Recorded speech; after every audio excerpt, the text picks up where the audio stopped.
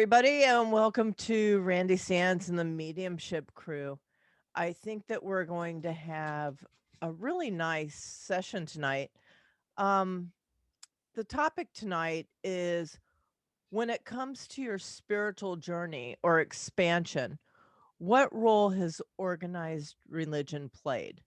What are your thoughts, your feelings, your beliefs, and how has that impacted your journey, either positively or negatively? Um, hey, Jack. Yeah. Jack, Hi, good, happy Facebook people. She just totally ignored me and didn't let me say hi. I did. I just, She was on a mission, apparently. yeah, I was on a mission. I wasn't thinking, but I caught myself. It's okay. So I think what we'll do, because I think this is a topic where we're going to have a lot to say. And a lot of times I say, we're going to open the floor and there's like dead silence for a couple of moments. I don't think that's going to happen tonight. So y'all ready? 1, 2, 3, floors open. You can't do it that fast and expect them to just jump right in. You're supposed to ease slowly into it so that they have a second. Do you realize I never test the water with my toe? I just jump in. Yeah, well, you're supposed to get wiser with age. That's all I'm saying. Well, if you do that, you may not want to get in. So that's wise. This way you're at least getting in. It's All still right. not working anyway because I'm trying to stall for somebody. I was about to say that's not enough working. stalling. Not working. No, it's not. All right, good people, don't make a liar out of me. I said that I think y'all are going to have something to say. You're gonna have to pick. Okay, I got something to say. Oh, let's go. I'm ready.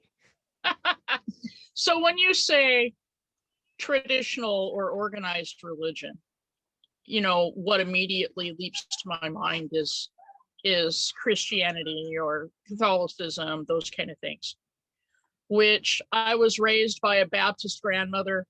I was a converted Catholic as a teenager and was driven from organized religion by their narrow, uninclusive beliefs, and spent a decade probably in my 20s being an atheist. But I will say that my journey has come full circle thanks to the organized religion of spiritualism, which is inclusive, which does have a seat for everybody at the table and doesn't have the narrowly defined dogma that drove me from organized religion to begin with. So I think it's had two roles in my lifetime. It's both driven me away from a spiritual journey, and then it's brought me back to my spiritual journey as well. And that's a really good point, because spiritualism can be considered an organized religion. See, I don't consider it such, but you know what? You're right. It can be considered. So that was really good input. Yeah, I would agree with Jen. That's kind of how I feel about it too. Okay. Anyone else? Yes, Colleen. So when you talk about religion, it's usually driven with dogma, right? Or the religious belief. So you're really your connection to spirit is through somebody else, through somebody else's interpretation of it. Where spirituality is, we're having that one-on-one connection with spirit yourself, and it's your own interpretation. So you have your own experiences with spirit that drives who you are and what you believe in. And you don't, and spiritualism really tells you it's okay to question things and ask questions and find out for yourself and prove it for yourself, as opposed to believing this person over here telling you it's this and it's this and it's that. Yeah, I agree, because with spiritualism you're able to make your own definitions or parameters to a huge degree, I feel. I can tell you that what I consider organized religion, my mother-in-law is a Catholic, born and raised. She's Latin, Puerto Rican, and she's a hell of a medium, but she will not use it. Consequently, she suffers in a multitude of ways. Why won't she use it? Because of the Bible. Um, and I don't know how anybody else feels, so I'm just going to say my own opinion, which Stacy and I have a debate about the word opinion. She calls it opinion. I say opinion, so y'all can give your ideas on which is right. I told her she may have a point on this one. I don't know. But my mother-in-law, because it's written in the Bible about, whatever, she feels that if she uses mediumship, she's going to go to hell. And I've told her that my opinion of that is that that's a control issue, that um if we were told that we could use mediumship, then what would happen? We probably wouldn't need the church. And that there's no such thing as hell. That's fear-based. And those are my opinions. So everybody else, please feel free, jump in.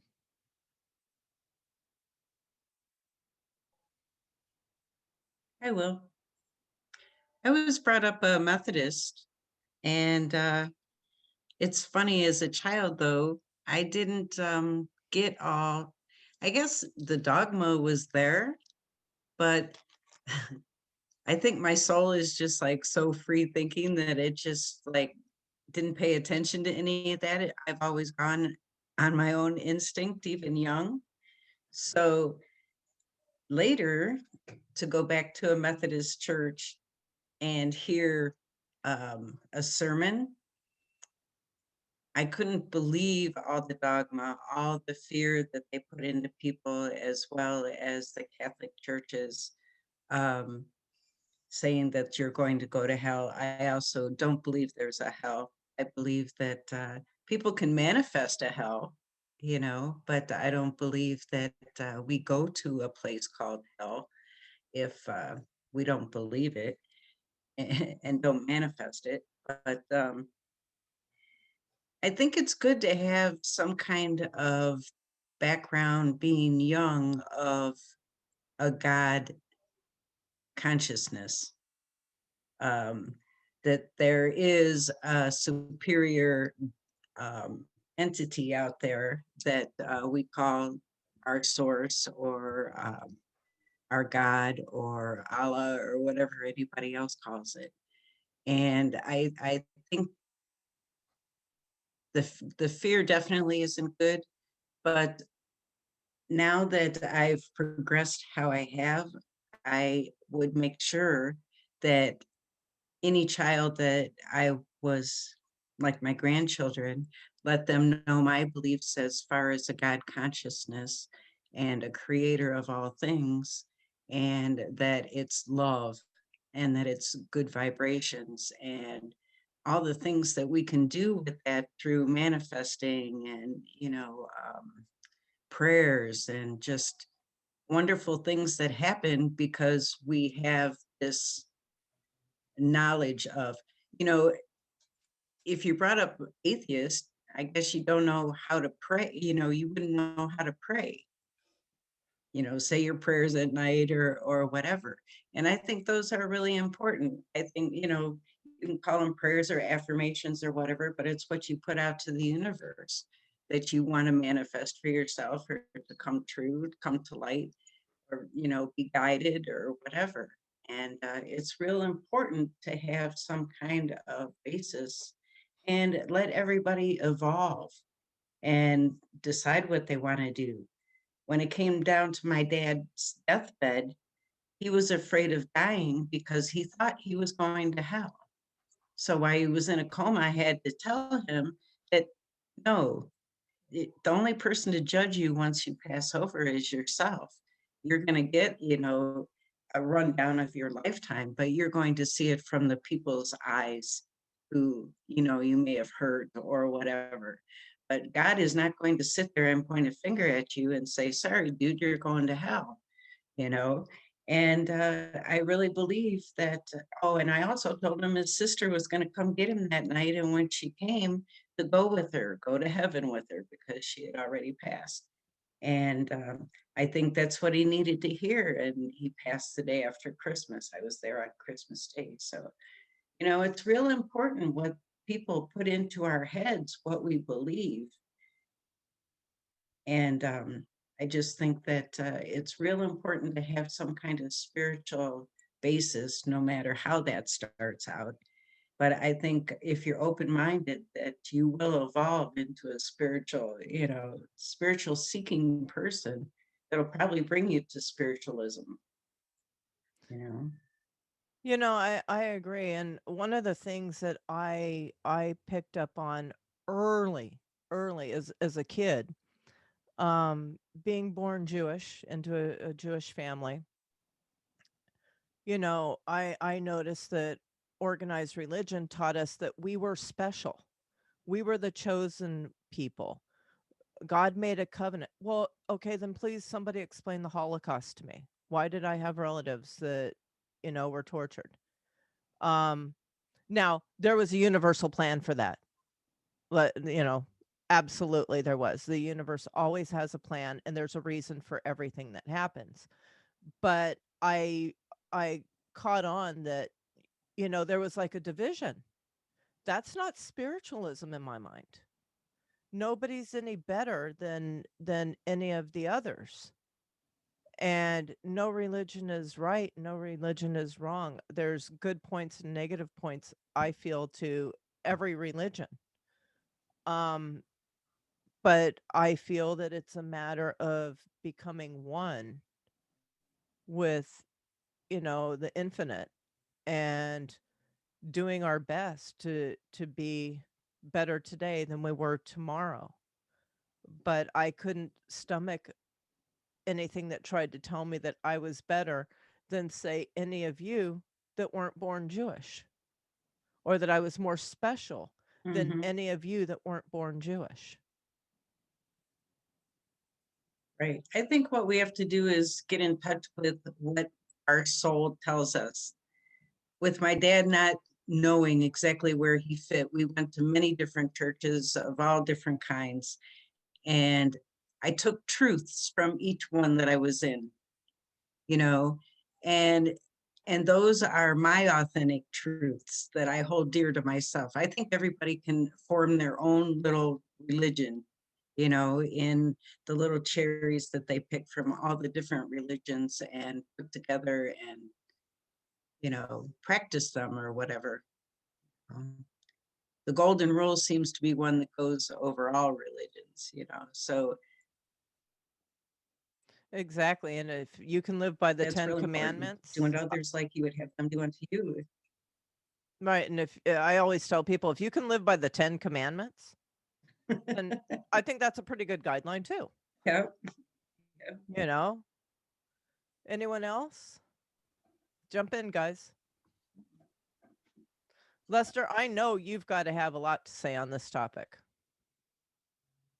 because I know your background. Okay.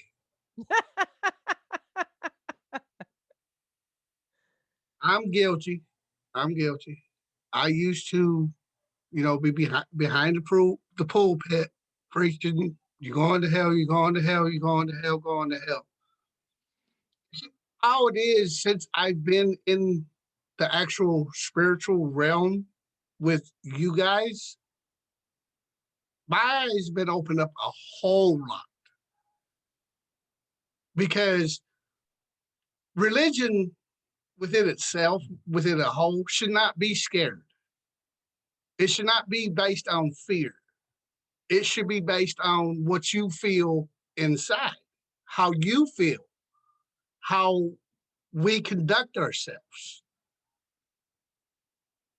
Uh, you, you know, I can admit I was wrong when I was in behind the pulpit, you're going to hell, you're going to hell. I was wrong. I can realize that. I can admit that. You know, I'm not trying to offend nobody here, but I didn't believe in, you know, men and women sleeping with their own kind. You know, I didn't believe in that. But my eyes has been opened up in the last few months with you guys. It's like, wait, I was totally wrong. And But you were still coming from a place of love, though. yes, I was still trying to, you know, put the love involved with it. But at the same time, I was actually browbeating people. I was, you know, preaching, if you sin, you're going to hell. If you keep sinning, you're going to hell. That's what. And who am I to say what is sin and what is not sin? Who am I? I'm just me. I'm nobody special. I'm no better than any one of you guys here or anybody out there that's listening or who will watch this. I'm no better than nobody. And I think that's where organized religion, because to me, religion itself is man-made in my eyes, my opinion. It's all man-made. Because if we can actually read the original transcripts that was actually put out there, we would know. But see, I heard a conversation not too long ago that the English language is the hardest to learn because each word can mean so many different things. And it's like, again, who am I? I'm just me. I'm here to serve a purpose, and that purpose is to help one another along the journey. Not preach them into hell, not to do this, not to do that, but it's me to show them the ways. You know, I'm learning, and I can admit that I'm truly learning, and I'm gonna leave y'all with that. But isn't that the beauty of it all? Because we've all been there to some degree, some way, some shape, some fashion. And this is about the journey. It's about our expansion. You know, it's not about being wrong, it's about the growth. Yes, the growth. Colleen. And by the way, we're happy to have you, Lester. Thank you. Yes, he's a good addition to this group.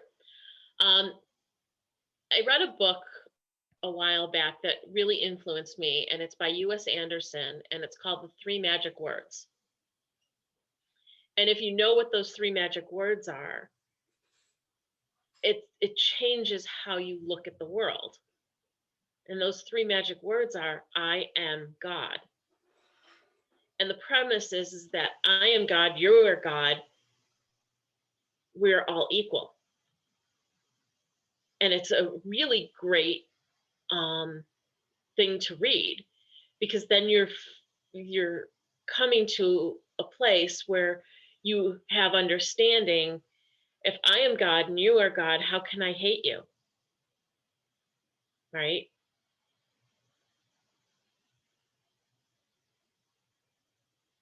Wish that more people were like that. And that's a valid point. And just the fact that we all come from the same place, you know, how do you hate somebody that came from the same house you did? Or from the same cloth you did? Just because somebody's different, you know, that's when patience and tolerance comes and acceptance comes in. Absolutely. SSK, I know you got something to say. No, I don't. That kind mean, of I was just that thinking kind the of same rhymed. thing. That kind of rhymed. SSK, I know you got something to say. It's no opinion because it starts with the letter O. It starts with the letter A. And it goes to semantics of words like big or bag, whatever you want to call it. I think that listening to what everybody says, first of all, humans have been around, Neanderthals, we have been around for more than ever. And if you truly study the origin of religion, it's exactly that. Of course, it's man-made. It's people trying to figure out this concept of God and then putting a label on it. I laugh, of course, I was raised Baptist for a while, then Catholic, the kind of similar thing, always questioning, even the 10 Commandments, because if you look at the 10 Commandments from a Catholic standpoint, if you have premarital sex, you're going to hell. And I'm thinking, really? Because like, what God said that? Like, what God even cares what I'm doing down here? Like, it doesn't, it never. So I've always challenged status quo. However, I've never been in a mosque, a temple, a church, a piece of nature, a holy site, and not been moved by the presence of God in some form or another. When you're, and then when you travel the world, if you travel the world, you get a whole nother aspect of it, because you go to India and you go to Nepal, and they were long around before Christianity even formed, before Jesus even walked the earth. So like you were saying, Randy, are we like all those millions of people didn't exist and they didn't matter because they didn't know Jesus? Born hundreds of years before him, like, again, I'm science aspect, the fact that we've been around forever. And then I'm also kind of this, and I claim myself as a religion, I claim myself as a spiritualist, and to me, spiritualism is a religion, but religion is a lifestyle. That's how I look at religion. I don't look at it as a label of, oh my God, some people need to be Catholic.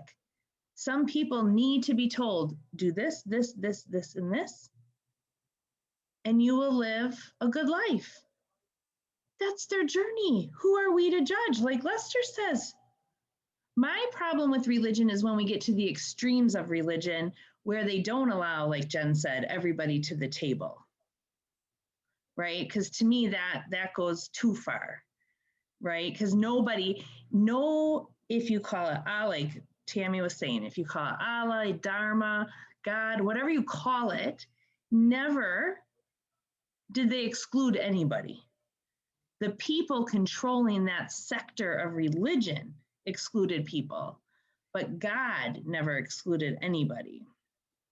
So it's interesting because I can go back and forth on this because, I love spiritualism so much for me as a religious label, if you would, that I don't shun religion, where some people who are on spiritual journeys shun religion. And I think there's a balance between the two. And ironically, there's nothing as irony, we all know this. Like on Facebook today, I saw a meme where it had a goldfish in a bowl, and that bowl was in the ocean, but the fish in the bowl was religion, and the ocean was spirituality. And I thought, well, why are we separating that again? Like, can't we just be two fishes swimming all over? But again, if you're putting yourself in a bowl that you can't see past, fear, I suppose. I think Lester's right. The whole reason, if you look at the history of religion and the formation of religion, down to the Wiccans, Greek mythology, all of that, it all stemmed from a place of love. But as people got a hold of the story, they initiated hate and fear into it. So is it up to us to change the world? I don't know, right? Somebody says, if you want to change the world, change yourself, and you change the world. I don't know. So there you go. There's all the gears going on in my head right now because I'm all over the boat. Okay, so before I get to what I'm thinking, let me tell you a little funny thing, because you used a word Neanderthal, and that made me a little bit butt sore. I got a little bit of diaper rash over that because I had my DNA done and it said I'm 56% Neanderthal. I I had some issues with that. Now, getting back on topic,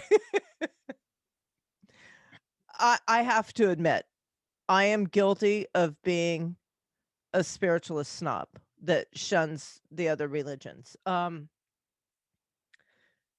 me, that's because I've taken a lot of theology classes, and I'm not saying I'm right. I'm just telling you how I feel. When I started learning a lot of the facts, like how Christmas was labeled Jesus's birthday in December when he wasn't born anywhere near December. He was born July or August. I started seeing a lot of the falsehoods that are within what I call organized religions. And that caused me to feel like I needed to separate myself. And as a spiritualist, I'm not saying I have anything against organized religions, and I agree that everybody should do what resonates with them. But for me personally, I just kind of separated myself. Um, and, also with Judaism, we're a step ahead, we're a step above. We're not. But in certain Judaism, because actually I'm not claiming to know Judaism like the back of my hand. I'm not. But what's interesting is I feel like all religion, all sects of to me, religion is organized regardless. Like Jen said, spiritualism is, in a way, organized religion. What's your definition of organized? A group of people that are leading a group of people a spiritual journey. That's organized religion.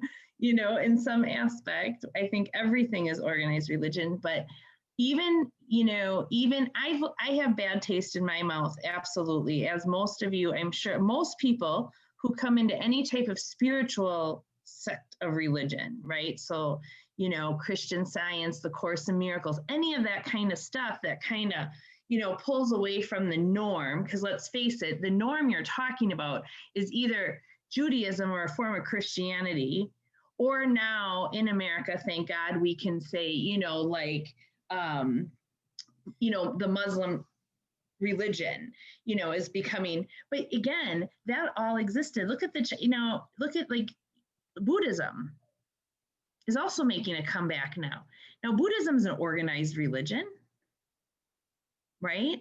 So I think it depends on the person, not the religion, because every person can go to an extreme. And I've met people, rabbis, who are probably as progressive, if not more progressive, than I am. And I've met priests. I give it up for this Pope. Whoop, whoop. Like, I think, maybe the Catholics are starting to round it up and get it together, I'm hoping. But either or, I think it's just like us. Some of us have been hurt too much and wounded by organized religion that we run away from it. We don't even like the word church.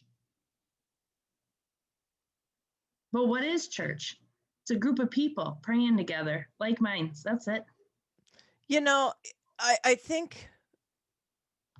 I think the reason that I don't consider spiritualists an organized religion versus other religions is because of the fact that the other organized religions tell you how you should think, how you should feel, how you should behave.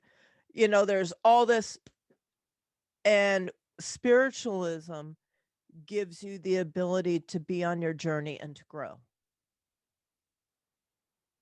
So Right. to me, it doesn't feel organized, even though you're right, it is. But it's the same notion, and I'm wondering, like Tammy, because I would just be intrigued, and even Eve, in the essence of they go to a unity church, right? I mean, unity is an organized religion, but yet still offers the same expansion that spiritualism offers. I think, props to spiritualism. For me, that is my and mine alone label. And, I will promote that for me because that was my choice. But, I think there's a lot of religions that promote love and kindness and God. It's the people who run them that might be the issue, Yeah, not religion itself. right. The Unity Church is a great church. Okay. It's based on the teachings of Jesus. Okay. Not all the dogma and all that stuff, but the things that Jesus as a teacher, right? So it kind of gets rid of all that other sin and guilt, and we don't believe that you're born with sin and all that stuff. But you're right, it does. It gives you a free way to think. But not all Unity churches are like that, I found out.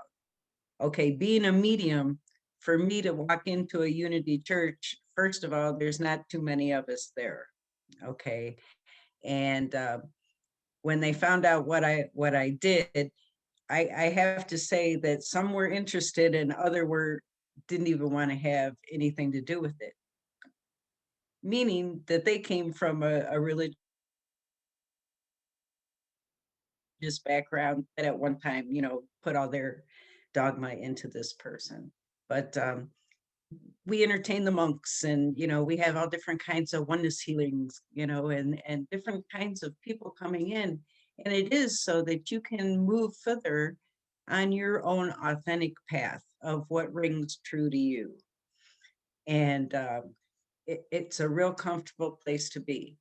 And since the COVID, and we haven't been able to get together since I've been hanging out with the spiritualist group, I've been doing spiritualist church every Sunday, and I really enjoy it.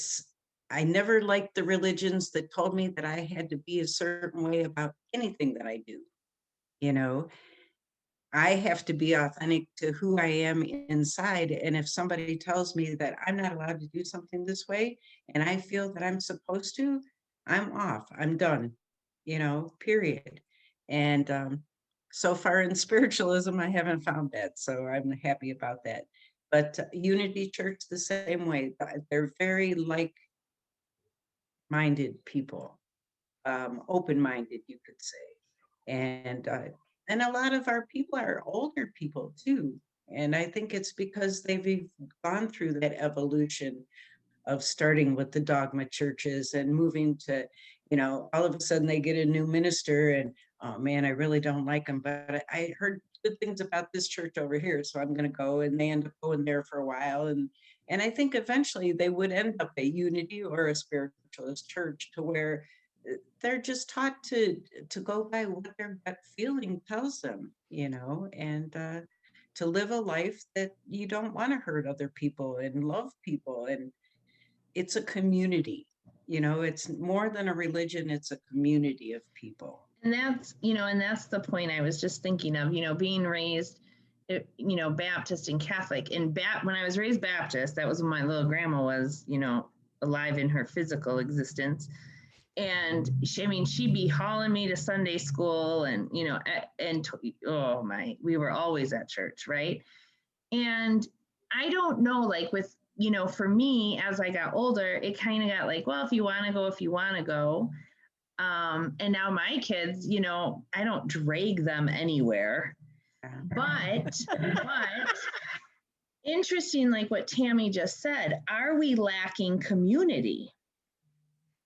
Yes. I wonder how many people went to Sunday church to actually go to church or to actually have a fellowship with their brothers and sisters.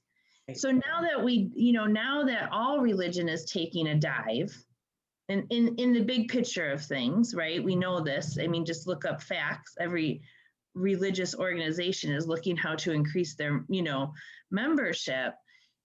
Have we lost the sense of community? I mean, could this be a cause for such extreme diversity because we can't come together as one? I mean, just, again, see, there goes my brain. I think Jen Hant was unmuted, so we'll let her say something. I'll be quiet. I was just going to say, speaking to what Tammy was talking about, and Lester too, is that the fundamental difference between all the other organized religions and spiritualism is that spiritualism maintains that personal moral responsibility of the individual. It's not under threat from a supreme being or a priest or a minister pointing fingers at you. You hold yourself responsible for your own actions and the decisions that you make, and you pay the consequences for those. And much like somebody was saying, you know, the one universal that there is in the world, and every religion has some form of it, is the golden rule. And that plays right into that moral responsibility of individuals. You're going to benefit or you're going to take a couple steps backwards, but it's your responsibility. And I think that's the difference between spiritualism fundamentally and the other religions, is that they do put that on the individual shoulders. You know, Tammy, I was thinking when you talked about unity and where we are, I founded a spiritualist church right before COVID hit, of course, right? Murphy's Law. But we had, and it's the only one here. It's the only one within 4 hours. However, we have probably, of course, this is an exaggeration, probably 1,500 unity churches. And it's very interesting because what I've noticed is even within unity, it depends on who is running the Oh, yeah. particular location. Right. Because Yep. some locations you walk in, you say you're a medium and they're all embracing. Other ones you walk in, you say you're a medium, eyebrows go up, and you know, you might even feel like you may have leprosy or something. Yep. But I will say Definitely. that There was a Unity Facebook page that I had joined that was separate from ours. I'm not even sure what state it was in. And I had made a comment about being a medium. And the lady running the Unity site private messaged me to tell me that we don't talk about those things here. Where they accept me at my Unity church, you know, and I was really taken aback by that, and that left a really bad taste in my mouth. But then again, it was like, no problem, and I deleted it. You know, it's like, get on with it. Okay, you said your piece, and all right. If I can't talk about who I am and what I do, you know, and because that's a big part of my life, then oh wow, then I don't need to be there, you know. And I'm the first one. If I don't feel like I'm comfortable somewhere, I'm out of there, you know. I don't subject myself to rudeness. oh, so you're so much better than I am, because I would have had about 1,100 questions for her. And maybe a few more. Yeah, it wasn't worth it. You're probably right, but You but know, I still would have had to have asked him, because I just would have had to. yeah.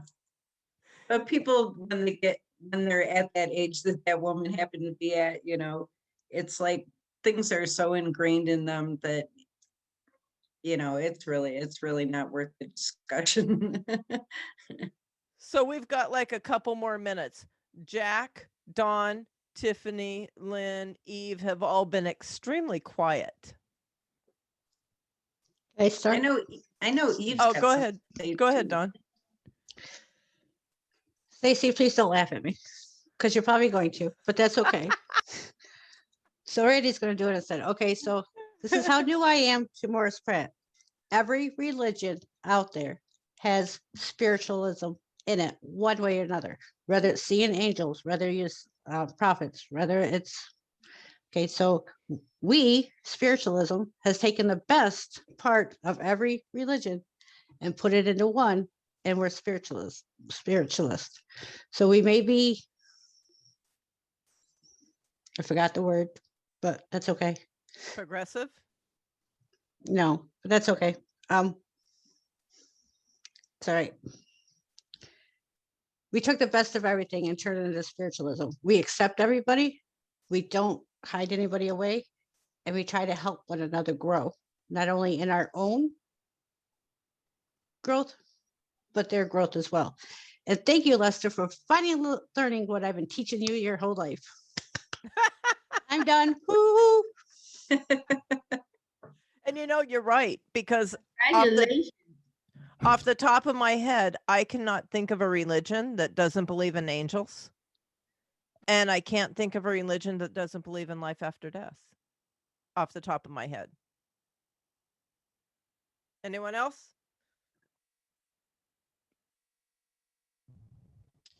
I'll go on the pick and Lester train because you know, he used to be a preacher, and you know, he used to You're having a teach hard time. people to hate people like me, which is why I have a bad. Yeah. Tiffany's got a bad Is connection. it better now? Better, Probably not. I think. Can you hear me? Yeah. Yeah. Yep. Am I better now? Yes, Yeah. you are. Okay. So I said I was going to go on the pick on Lester train because he used to be a pastor, whatever, and used to preach to people to hate people like me. And I pick on him for it all the time. I was literally in a service at a Baptist church, and the preacher called me out in front of everybody and told me I was going to hell because I like women. And I was a teenager, barely a teenager. So religion and everything else, and sometimes even spiritualism, I'm going to admit, sometimes I don't agree with what's being said. Like, I'm still trying to find who I am and find what I believe and everything, because I've been hurt by religions, I've been hurt by individuals, and like I can't sit on the train and say, let's love everybody, because you know there's some grimy people out there who do some nasty things to people. So I can't sit there and say, you know, everyone's the same, everyone, you know, we're all one. But at the same time, like there's people out there that I don't know where they came from and I don't know where they belong, but it's not here. Well, let's not pick on Lester, first of all, because But it's so much fun. he's been on his journey, and look at where his journey's taken him. And the ministers that you're talking about, they're on their journey too, but they just haven't gotten there yet. You know, and I understand how it feels because I've been in the same place, but you know, instead of saying they don't belong here, let's just have compassion and realize Oh, I that, wasn't you talking know, about that kind of thing for the people who don't belong here. I'm talking about the people who hurt like children and whatnot. oh They don't well, belong. They don't belong here. well, we could get into that too. That's a whole nother That's a discussion. whole nother thing. Right. I But don't you know, like. we have to have compassion in my mind for, and this may sound arrogant or what, and I don't mean it to, but people that just haven't gotten there yet. They will. They will. It's just when. Mhm. You know, because there was a time we were all there too. Hey, the preacher that she's talking about, her mama went Bible to Bible with him. Guess who walked away not very happy? I'm sure I know. Stacey? You know, and just to add to that, like, you know, and I hear what Tiffany's saying too. And one of the things that spiritualism kind of brings in that helps explain all this, because, like, you know, in the organized religions, it's fear, punishment, burn in hell type of hell and torment, right? And really led with that, because you're thinking like, well, if I eat fish, or if I eat meat on a hamburger on Friday and Jeffrey Dahmer and I are in the same, we'll be in the same boat. You know what I mean? Like, because it's led in that fear.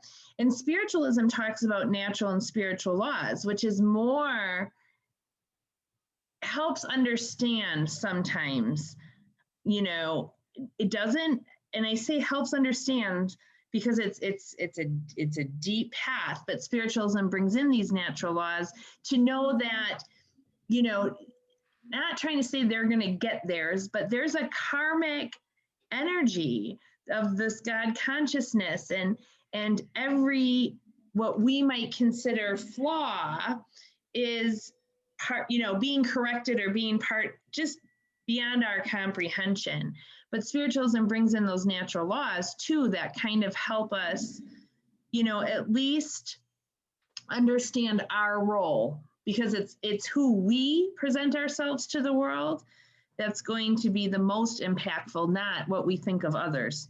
I just wanted to bring that up because I thought, you know, that's interesting because you don't hear much of that in other religions. Like Jen said, the personal responsibility, you know, usually it's, you know, punishment or holiness. You know, it seems like it's like you're either on one side of the teeter-totter and they have nothing in the middle. So we're so worried if we say like GD out loud, and, you know, compared to if we do something, you know, radical or something. So anyways.